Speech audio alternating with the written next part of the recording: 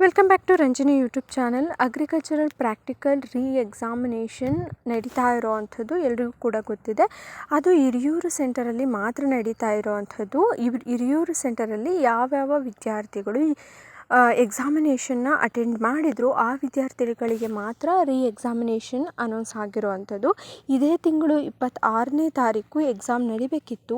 ಆದರೆ ಆ ಒಂದು ಎಕ್ಸಾಮ್ನ ನೆಕ್ಸ್ಟ್ ಮಂತು ಜೂನ್ 1ನೇ ತಾರೀಕು ಎಕ್ಸಾಮು ನಡೆಯುತ್ತೆ. ಓಕೆನಾ. ಇಲ್ಲಿ ನೀವು ನೋಡ್ಬೋದು, ಸರ್ಕಾರದ ಆದೇಶದನ್ವಯ ಕೃಷಿ ಪ್ರಾಯೋಗಿಕ ಪರೀಕ್ಷೆಯನ್ನು ತೋಟಗಾರಿಕೆ ಮಹಾವಿದ್ಯಾಲಯ ಹಿರಿಯೂರು ಕೇಂದ್ರದಲ್ಲಿ ದಿನಾಂಕ 26/5/2026 ನಡೆಯಬೇಕಿದ್ದ ಕೃಷಿ ಪ್ರಾಯೋಗಿಕ ಮರುಪರೀಕ್ಷೆಯನ್ನು ದಿನಾಂಕ 1/6/2026 ನಡೆಸಲಾಗುವುದು ಅಂತ ಹೇಳಿಬಿಟ್ಟು ಕೊಟ್ಟಿದ್ದಾರೆ. 10ನೇ ತಾರೀಕು ಏನು ಎಕ್ಸಾಮಿನೇಷನ್ ನಡೆದಿತ್ತು ಅದರಲ್ಲಿ 74 ಜನ ವಿದ್ಯಾರ್ಥಿಗಳು 200ಕ್ಕೆ 200 ಅಂಕವನ್ನು ತೆಗೆದಿದ್ದರಿಂದ ವಿದ್ಯಾರ್ಥಿಗಳು ಕಂಪ್ಲೇಂಟ್ ಮಾಡ್ತಾಯಿದ್ರು. ಹಾಗಾಗಿ ಹಿರಿಯೂರಲ್ಲಿ ಮಾತ್ರ ಎಕ್ಸಾಮಿನೇಷನ್ ಇರೋ ಅಂಥದ್ದು.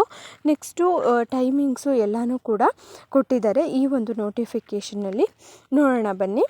ಈಗ ಪರೀಕ್ಷೆ ಬಂದುಬಿಟ್ಟು 1/6/2026 ಬೆಳಿಗ್ಗೆ 9 ಗಂಟೆಗೆ ಪ್ರಾರಂಭ ಆಗುವಂಥದ್ದು. ಹಾಲ್ ಟಿಕೆಟ್ ನೀವು ಡೌನ್ಲೋಡ್ ಮಾಡ್ಕೊಳ್ಬೇಕು ಅಂತ ಅಂದರೆ 25ನೇ ತಾರೀಕಿಂದ 29ನೇ ತಾರೀಕು ಈ ಮಂತು ಟೈಮ್ ಇದೆ. ಆ 4 ದಿನಗಳಲ್ಲಿ ನೀವು ಹಾಲ್ ಟಿಕೆಟ್ ಡೌನ್ಲೋಡ್ ಮಾಡ್ಕೊಳ್ಬೋದು.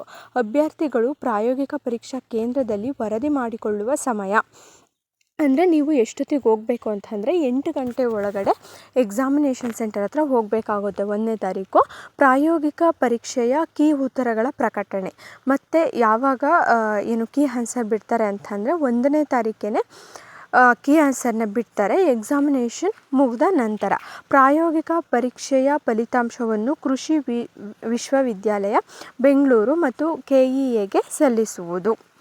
ಓಕೆನಾ.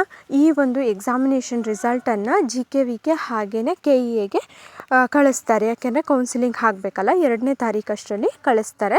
ಸೊ ಈ ರೀತಿಯಾಗಿ ನೋಟಿಫಿಕೇಷನ್ ಇರೋ ಅಂಥದ್ದು. ಎಕ್ಸಾಮಿನೇಷನ್ ಬಂದು 1ನೇ ತಾರೀಕು ಇದೆ. ಸೊ ಇದಾದ ನಂತರ ನಿಮ್ಮ ಒಂದು KCET ರಿಸಲ್ಟ್ ಬರುತ್ತೆ. ವಿಡಿಯೋ ಇಷ್ಟ ಆದರೆ ಲೈಕ್ ಮಾಡಿ, ಶೇರ್ ಮಾಡಿ, ಕಮೆಂಟ್ ಮಾಡಿ. Thank you.